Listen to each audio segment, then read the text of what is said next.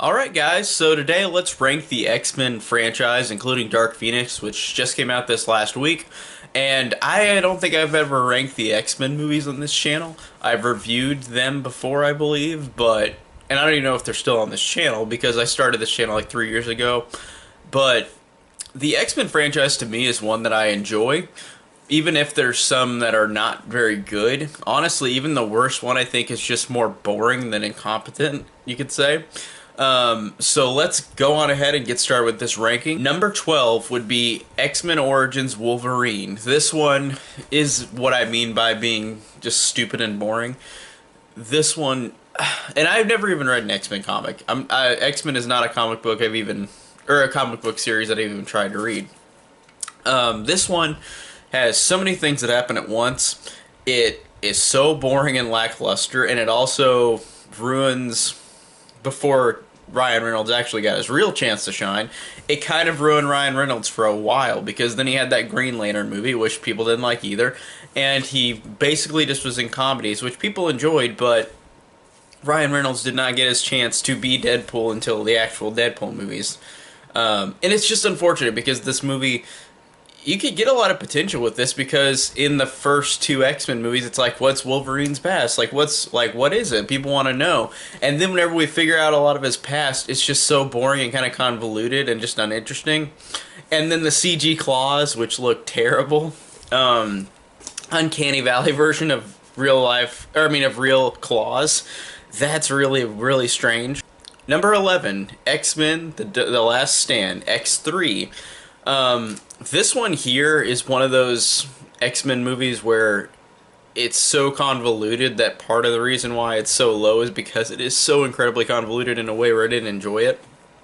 The first two X-Men movies built on these characters, and this one is kind of the culmination of Xavier versus Magneto, and having Jean Grey become Dark Phoenix, and having all these other people randomly appear that weren't in other movies, like the Angel character, who Ben Foster plays, was not in the other two movies, and he just appears and is in the movie for like 10 minutes. Why? I don't understand that. It's a cool visual, like his character is a cool visual, like X-Men character, because he's like a guy with wings, with angel wings. That's really cool. But it just doesn't add up thematically to like having a reason for him to be in the movie. It's just so strange. So I don't understand that.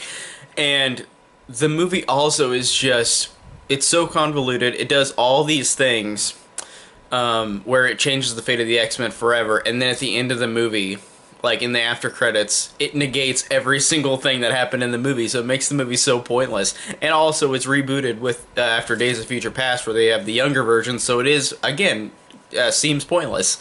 So this is one of the most pointless X-Men movies, along with Origins Wolverine, but this one I think I can give it over a little bit, 'cause it's a little interesting in how it's the third film, but it still falls so badly. Number 10 is Dark Phoenix, the newest one that just came out. The one that also does the Jean Grey Dark Phoenix storyline into film. And again, I haven't read any X-Men comics, and this one, while this one is not as original, while this one is less convoluted, I think that I like it a tad more than The Last Stand. Because, like I said, it's not as convoluted. I didn't mind the story, but it's just kind of more bland. Like, this is a very bland X-Men movie. I didn't mind the performances. I thought everybody was fine. I thought that the action was fine. I thought that the action sequences were okay. And I didn't mind much about this movie, but there's nothing about it that makes it memorable. But it makes it more memorable to the other two movies I just mentioned, if that makes sense. Because it does the Dark Phoenix story a little more streamlined, and also it's not as convoluted as Last Stand. It doesn't fully just go on to every little single thing throughout. Like, it doesn't do what Last Stand did and bring all these new characters in, bring all these 20 plots together, and try to resolve them. This is just the plot of Jean Grey while the X-Men are in turmoil. So it's kind of a bland one, but I did enjoy it more than the other two. But it's way lower on the list. It's not a horrible movie, it's just not a great movie. Dark Phoenix. Number 9, The Wolverine. Hugh Jackman's second solo Wolverine movie that we get, and we get for the most part a really good, like, solid X-Men movie, because Wolverine as a character, Hugh Jackman is just so great in these movies, and he really, James Mangold, who directed this and directed Logan, he really tried to make this movie stand out and be distinct, and having it in Japan as a really cool location. Like, I really do like that they integrated that into this, and I really like the fact that he has good chemistry with all these characters in this movie. He does a good job of being, like, you really do feel bad for him after the events of X-Men The Last Stand. Like, they elaborate on what happened at the end of that, and you really do feel sympathy for him. And just visually, this one is very cool. The action sequences are cool. Again, using it in Japan as a cool location. But the third act, like everybody says, is just kind of too much, because it's like a giant mech thing, and it doesn't make any sense with how they built up this more pseudo realistic, like, X-Men movie. And I'm saying that in which we have things that aren't realistic in the movie, but in terms of how it feels a little more real. And Logan will perfect that, but this one was the next step to perfecting it. And I did like how this one, besides the third act, was a really solid movie. And the third act is fine. It's just kind of like weird. It's a weird third act, and it's very dissonant from the other two. Number 8 is X-Men Apocalypse. I can see why everybody doesn't like this movie. I could see why, but my biggest complaint is the villain, because he's just so bland and boring, and Oscar Isaac is great as an actor, and like, he's so bland and boring in this movie, but he didn't have anything to work with. And this one, after riding off of Days of Future Past, is a disappointment, but I did still like these characters. I did still like the chemistry. I did like the action. I thought the action was fun. This had a very cool visual cue, borrowing from the 80s as well. I really thought that made this movie have an identity a little bit, even though it wasn't fully the whole thing about it. It had a couple 80s moments which I thought were fun. And I did like these characters. I did think that this was a fun, solid one. And I thought, actually, it emotionally at the end, it actually did get me, because it actually resolved some things that I thought actually worked really well. But the villain is bland, and it isn't like the best X-Men movie, but it's still a solid one. I actually enjoy Apocalypse more than most people. Number 7, Deadpool 2. Now, Deadpool 2 is... writing off of Deadpool 1, it's hard to get a good sequel. And this one is a good sequel. I do like Deadpool 2 a lot. I think that it's really funny. I think the jokes still land for the most part. There are some funnier moments even from the first one in this movie that really genuinely surprised me, because I knew this would probably be fine, but this actually is a really fun and solid and hilarious sequel. And I don't have a lot of major complaints. It's just... it's kind of like the Lego Movie to the Lego Movie 2. It's like they had the first movie, which is groundbreaking and different, and then the second one, which is a sequel that's kind of just a sequel, but a good one.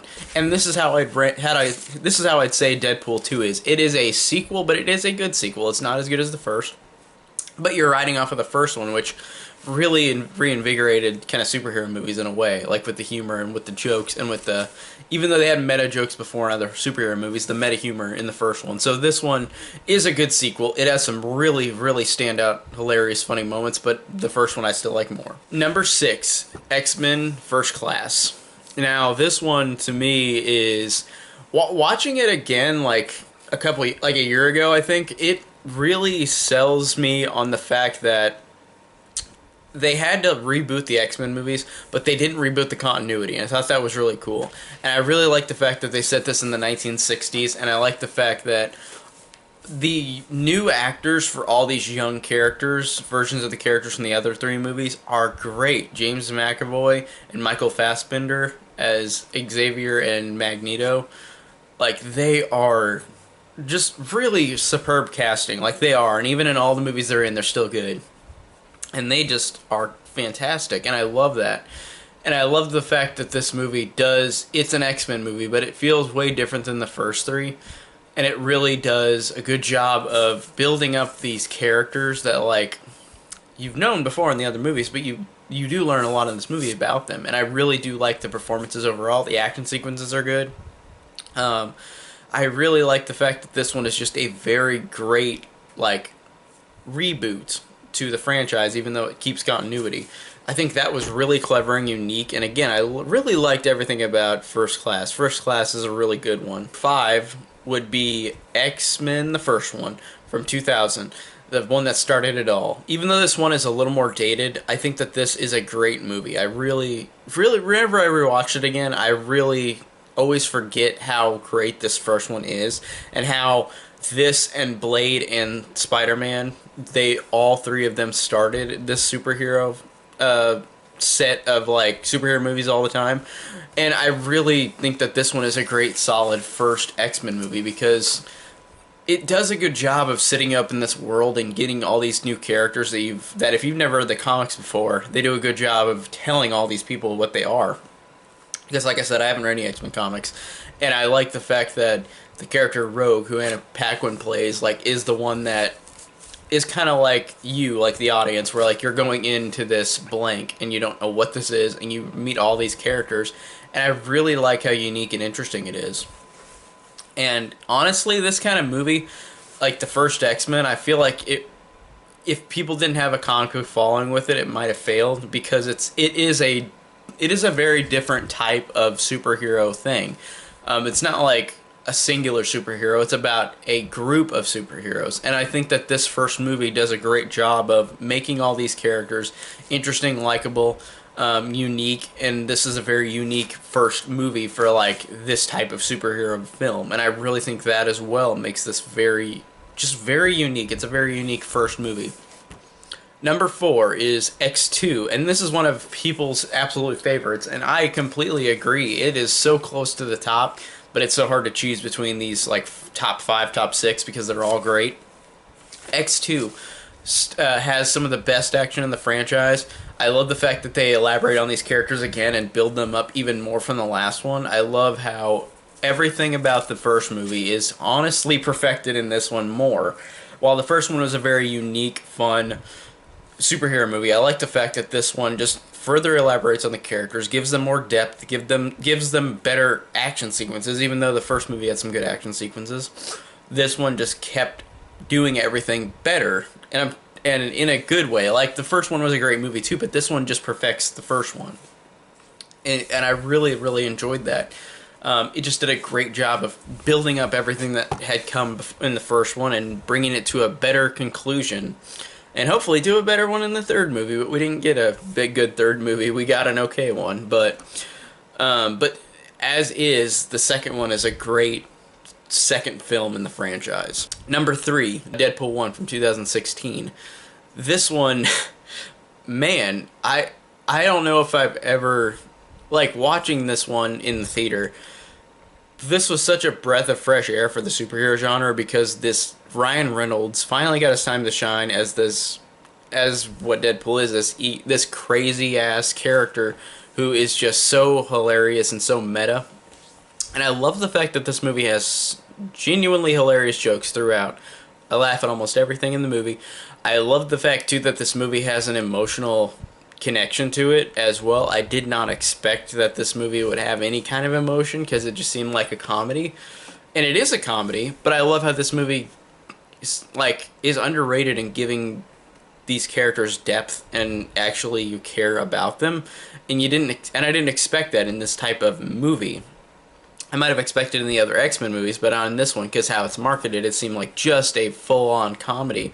But this has heart to it and genuine emotion. I thought that really is surprising, and it makes it one of the best, because it's got some of the best humor, some of the best emotion that's underrated, and really enjoy the first Deadpool. There's not much else I can say about this one. Number 2 is X-Men Days of Future Past. This is one that either people love or people like. Like, people are kind of all over the place on this one.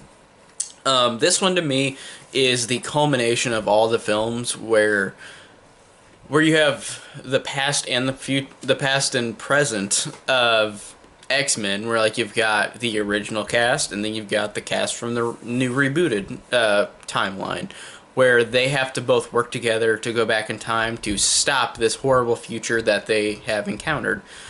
And I love that. I love the fact that you get these characters from, like, characters from the old franchise and characters from the new one interacting, like with Patrick Stewart and James McAvoy reacting to each other.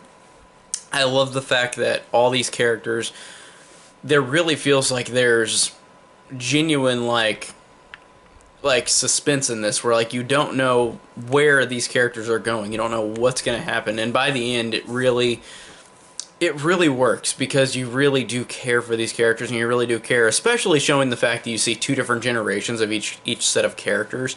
It makes it even more interesting and it makes you care more. At least it makes me care more.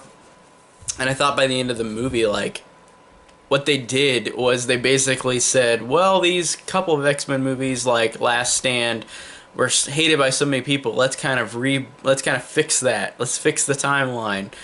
And I love that. I love that they fixed it. Even though we got some X-Men movies that are kind of okay after this, I still love the fact that this one in particular was just a very, very well done movie with great characters, really great action, really cool use of doing time travel with two different sets of characters from each of the movies. That was just very unique and very interesting, and I really enjoyed that. And this one just felt complete by the end of the movie. Even though, of course, they've got like a cliffhanger for the next one, but still, it feels like it's complete if you didn't have any other ones. So Days of Future Past, really enjoy that. My number one would be Logan. Now, Logan is a completely different thing on its own. Because, like I said, with The Wolverine, James Mangold directed that and he directed this. In The Wolverine, he, for the most part, the first two acts, made a more grittier, real type of superhero movie, even though it's got supernatural things in it. This one, he perfected it, because in the Wolverine movie he couldn't, the third act, I don't know if he could help. I think the studio said we need a giant mech in the third act in the Wolverine, and in this one, in Logan, they didn't do that this time. The studio didn't have an obligation to make him go, hey, we need a giant mech. In this one, it's James Mangold's whole film. Like, he does everything. I think it's everything he wanted to do on screen he did, and this is a gritty, realistic way of having this superhero who has gone off the deep end, who is at the end of his days, and all the other X-Men are basically dead. There's like 3 X-Men left, and he meets this young girl who he has to take on a trip to get to somewhere, and then as the movie goes along, you get Hugh Jackman's best performance in any of the movies, and genuinely by the end, this movie just broke me. Like, it is so powerful and just so hard to watch because of 17 years worth of Hugh Jackman in the films. This was a perfect swan song for him, and just a great movie, like, just very well made. So many incredible cinematic shots. This feels like a modern day Western in some instances, like at the beginning of the movie. And I love the fact that this movie is so grounded, even though it's a movie about superheroes. And it just is honestly one of the best like superhero movies I've ever seen. It just gets you in every right way you want it to, and it just really is moving. It's a very moving movie, so that's why Logan is my number one. It just gets me good. It gets everything I want in a superhero movie. So that is my rankings on the X-Men movies with Dark Phoenix. I guess we've still got the New Mutants coming out, but I don't know when we're going to have that release. Like, they haven't really said. So I might do a ranking again with that one, but I don't know when we're going to get that. We'll have to see. But as is, if Dark Phoenix is the final one, then that's my ranking on the original X-Men franchise.